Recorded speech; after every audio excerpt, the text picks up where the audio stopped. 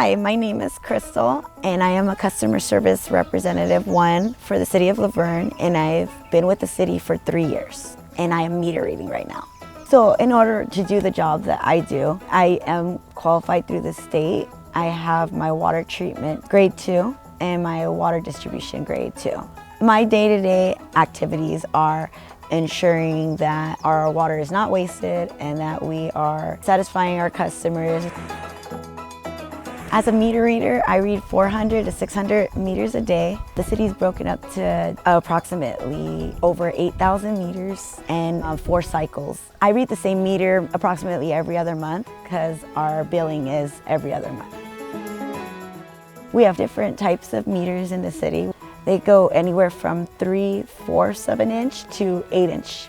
Today I'm doing manual reads, but the city is transitioning to AMR reading, which is automatic meter reading. Automatic meter reading will be read driving around in the truck, so they'll pick them up versus us walking them. So this is the automatic meter reading software that takes the AMRs that are in the ground and radio reads to this. I'm loading the routes. If there's approximately 130 meters in here, it could probably read it within 15 minutes versus manually reading, which will take them 2 hours to read. So definitely more efficient. Right now we are at a residence home where we'll be changing out an old meter, an old manual read meter to an AMR. So we change our meters every 20 years because that's approximately how long their lifespan is. When we do change meters, they're usually because they're stopped, faulty, or just old. So this one's the new AMR meter, and this is how they look. It's master meter, and this is a 1 inch. And the old meter looks like this. And this one is a census, and it has a digital read.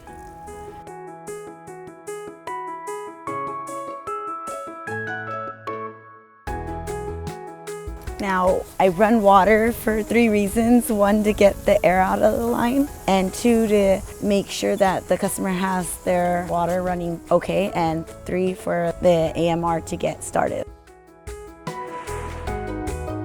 When a customer is concerned about their pressure, they'll call us to come out, and we'll use our pressure gauge at their hose bib to check the pressure or flow restriction. It looks like it's a pressure reading of 60 psi. That's within the pressure system's limits. Usually you don't want to go above 80 psi. So that's actually really good. So when we get a service order for a leak detection, we go to the resident's home. I knock on their door, and if they're home, we make sure that they're not using water at the moment so we can check their meter. If they aren't home, we go to the meter box and we look at the meter to make sure that the leak indicator is not spinning. If it's spinning, we'll leave a door tag stating that the resident has a leak somewhere on the premises. And if they want to know if billing was correct or how much gallons they've used since last month, the read is right here. We read in 1,000 gallons. So it starts at the white digits on a census. For instance, this meter says 3617. That's how we would read it as meter readers. So that means 36,017 gallons have went through the meter. This is how a resident can find out if they have a leak. If the centerpiece right here on their meter is spinning and they know they've shut everything off in their home and it still continues to spin, that usually is the indicator that they have a leak. When a resident's leak indicator continuously spins, it usually indicates that it's a larger leak, such as irrigation or maybe something in the household line. If it is spinning off and on, it usually indicates that it may be a toilet leak. When a resident thinks they have a leak and it's an on and off one, they can ask us for dye tabs, and they can use them in their toilet. They put it in the tank.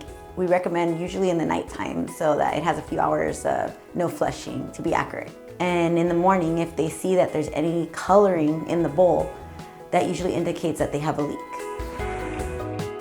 Now that I've read this meter, I take all these meter reads and I drive up to City Hall and leave them with them where they upload it into the system. And any deficiencies in the meter reads or anything irregular will be sent back through a customer service order, and it usually will say reread the meter. We will go out and reread that meter and make sure that that was an accurate reading and that there's nothing going on.